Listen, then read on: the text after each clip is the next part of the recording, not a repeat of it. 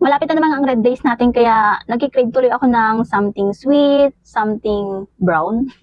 Sakto, meron tayong dumating na parcel ngayon. Saktong-sakto talaga siya kasi lalabas sana ako pero bigla namang tumawag yung rider. Ayan. Ayan. Oops. Yan, eto siya, charan! Ang sikat na viral na Dubai Chewy Cookie. Ayan, dalawa lang yung in-order ko kasi titikman muna natin siya.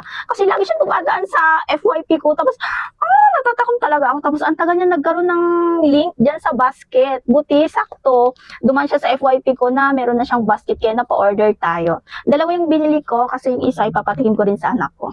Wait, magwawash lang tayo ng hand.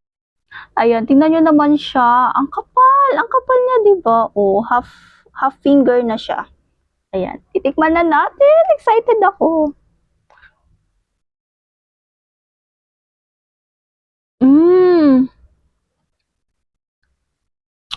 Isang kagat, meron siyang,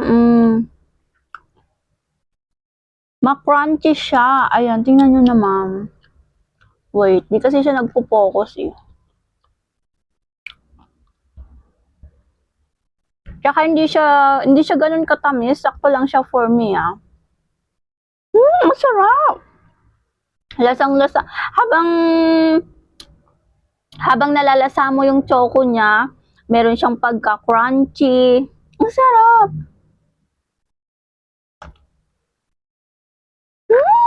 Ang sarap niya talaga. Mukhang mapapa-order tayo ulit. Ang sarap niya.